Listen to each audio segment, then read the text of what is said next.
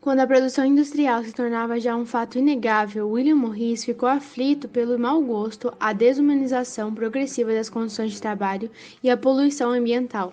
Este repúdio levou a defender a promoção qualitativa da produção artesanal contra a produção industrial.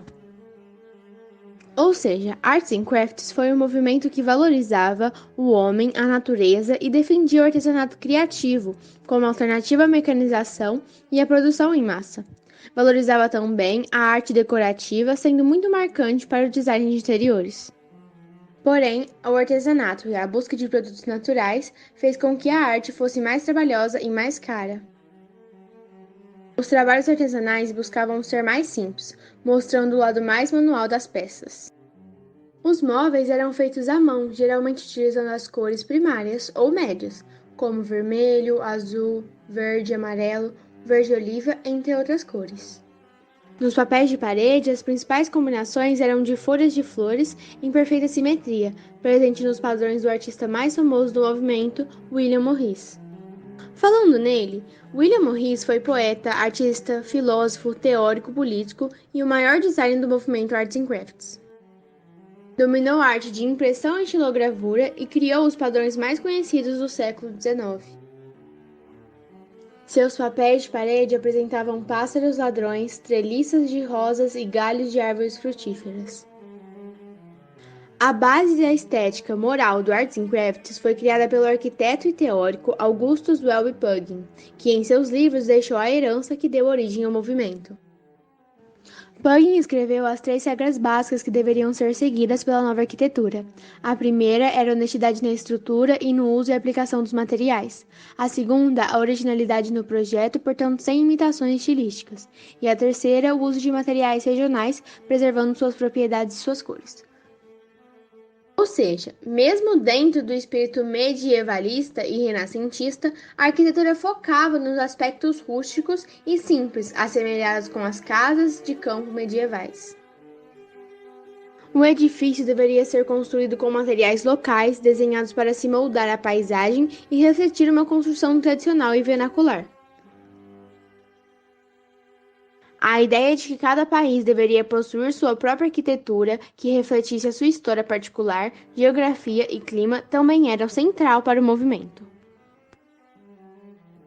Além de William Morris, aqui estão outros arquitetos que tiveram destaque durante o movimento.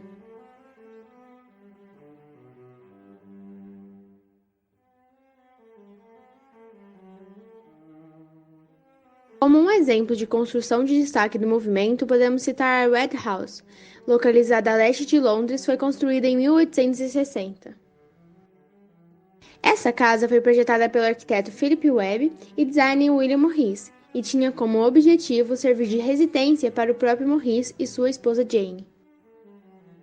A Red House, que tem esse nome devido à coloração do tijolo usado, foi construída com base num método de construção tradicional local e exerceu certa influência na arquitetura das próximas décadas.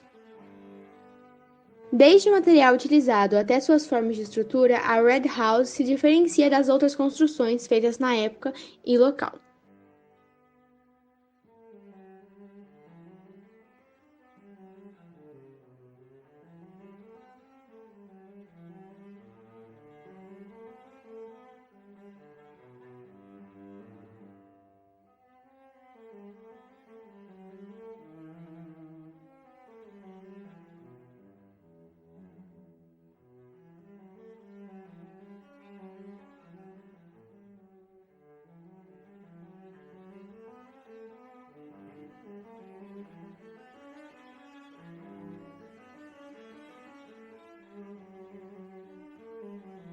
Em algumas igrejas aqui em Ribeirão Preto, como por exemplo a Igreja de São Benedito, podemos encontrar vitrais com características desse movimento.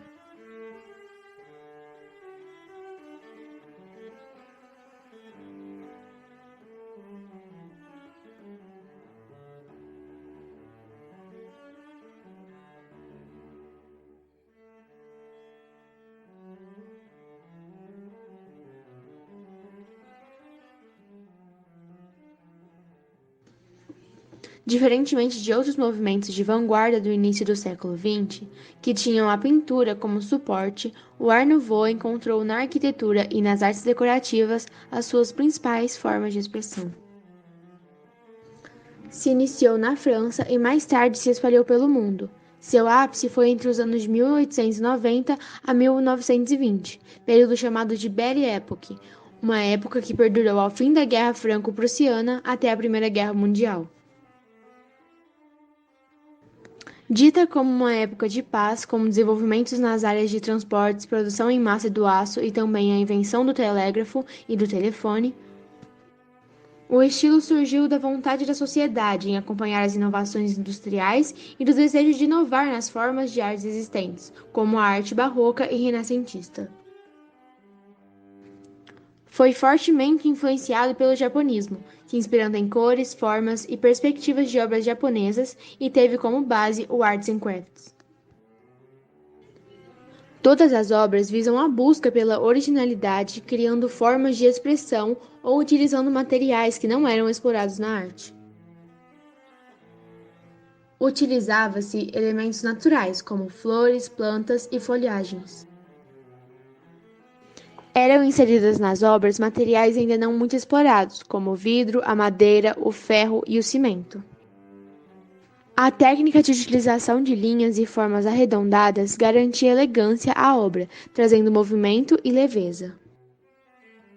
Utilizava a técnica de litografia, processo de reprodução que consiste em imprimir sobre papel, por meio de uma prensa, um escrito ou um desenho executado com tinta graxenta, sobre uma superfície calcária ou uma placa metálica, geralmente de zinco ou alumínio. Também faziam muito uso de arabescos e o detalhismo do barroco. Jules Scherer foi um pintor e litógrafo francês que se tornou um mestre da arte de pôsteres da Belle Époque. Jules foi considerado o pai do pôster moderno.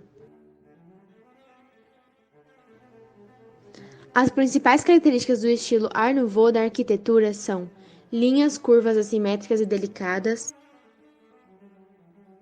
a natureza como fonte de inspiração, o prestígio das formas orgânicas, combinação da forma com função, design extravagante, uso de materiais como vidro e ferro, a presença de vitrais e mosaicos. Victor-Pierre Horta foi um arquiteto e designer belga e um dos fundadores do movimento Art Nouveau. Seu Hotel Tassel em Bruxelas é frequentemente considerado a primeira casa Art Nouveau e, junto com 3 de suas outras casas, é listado como Patrimônio Mundial da Unesco.